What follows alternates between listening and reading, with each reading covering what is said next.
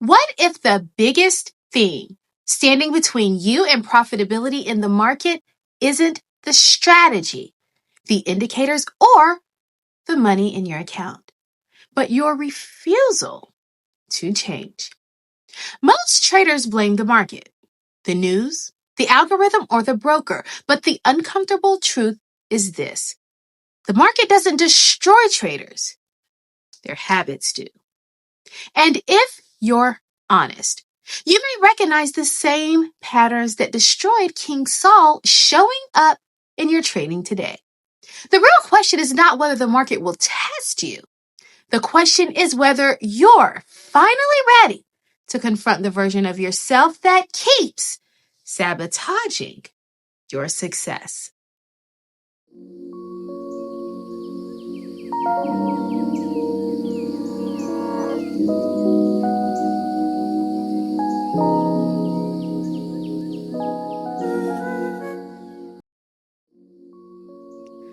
Does the Lord delight in burnt offerings and sacrifices as much as in obeying the voice of the Lord?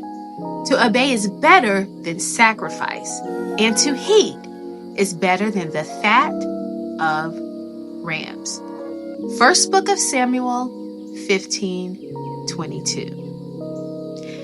Today's topic centers on the story of Saul's anger and resistance towards God, a turning point recorded in the first book of Samuel, particularly in chapters 13 and 15. Saul began his journey as Israel's first king with promise and humility.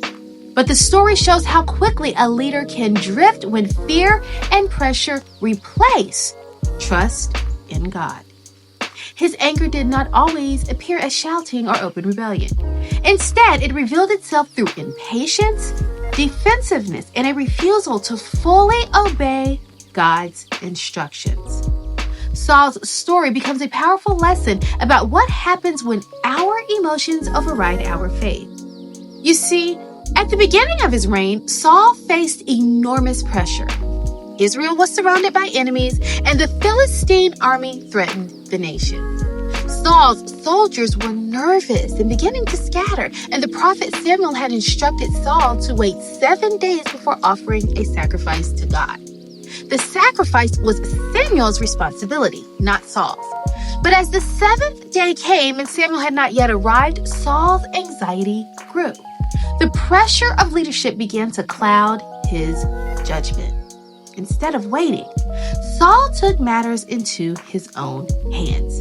He ordered the sacrifice to be brought and performed it himself, stepping into a role that was never meant for him.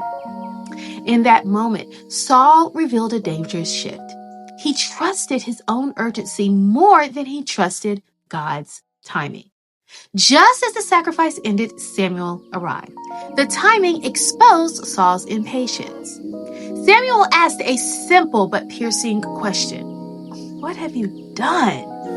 Saul quickly defended himself, explaining that the people were scattering and the enemy was approaching. His explanation revealed the heart of the problem. Fear had replaced obedience. Samuel then delivered a difficult message.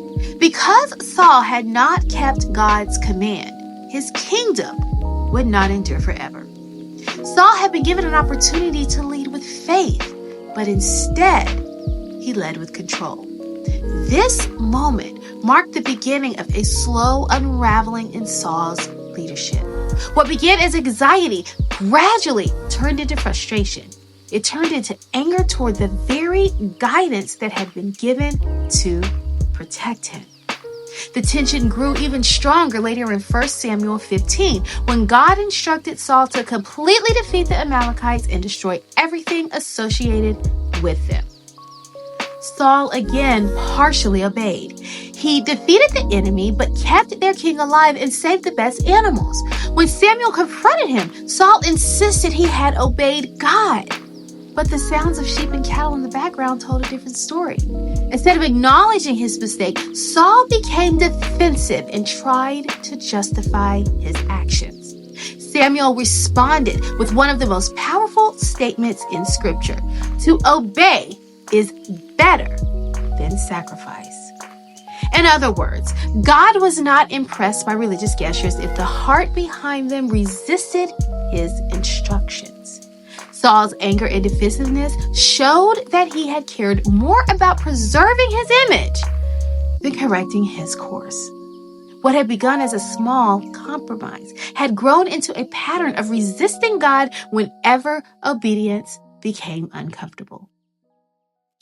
Saul's story becomes transformational because it reveals a truth that applies far beyond ancient kingship. Anger toward God often disguises itself as justification, urgency, or the desire to maintain control.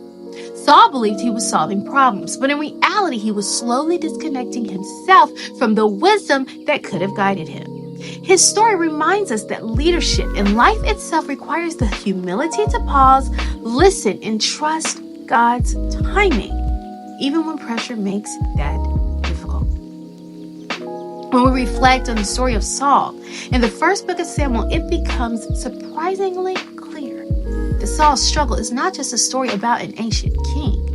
It is a mirror of how very human emotions show up when we are under pressure.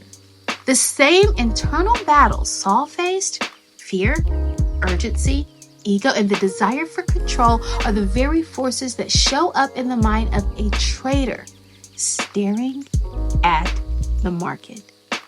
The battlefield simply changes from a kingdom to a chart. It often begins with impatience. Saul was told to wait for Samuel, but the pressure of the moment made waiting feel unbearable. Well, in the markets, we experience the same tension. A trader sees price approaching a level, the candles begin moving, and suddenly the urge to act becomes overwhelming. Even when the plan says to wait for confirmation, the mind whispers that entering early will secure the opportunity. Just like Saul offering the sacrifice too soon, traders step into positions before the setup has fully formed. Once impatience takes hold, fear of missing out begins to creep in. Saul feared that his soldiers were scattering and that waiting would cause him to lose control of the situation. Well, in trading, that same fear shows up when price begins without us. We watch the market run and feel the anxiety of being left behind. That fear can push traders to chase entries at the worst possible moment, abandoning structure because the opportunity feels like it might disappear. As fear grows, the mind begins to justify decisions that break our rules. Saul quickly explained his behavior to Samuel by pointing to the circumstances around him. Traders do the same thing. Instead of acknowledging that they broke their plan, they explained the decision away. The market was moving fast, the news was strong, the setup looked good enough. These explanations allow the ego to protect itself, even when the decision clearly violated the system. Well, that justification often leads to another familiar behavior: partial obedience to the plan. Saul defeated the Amalekites, but kept their king alive and saved the best livestock. Well, in trading, this shows up when traders follow some parts of their strategy but ignore others. They respect the entry signal but ignore the stop loss. They follow the trend but oversize the position. They convince themselves they are still being disciplined even though they have quietly altered the rules. As those compromises accumulate, defensiveness begins to replace humility. When Samuel confronted Saul, Saul insisted he had obeyed God. Well, in the markets, traders often respond the same way when reviewing a loss. Instead of examining the mistake with curiosity, they defended the trade. The market was manipulated. The algorithm was unfair. The indicator failed.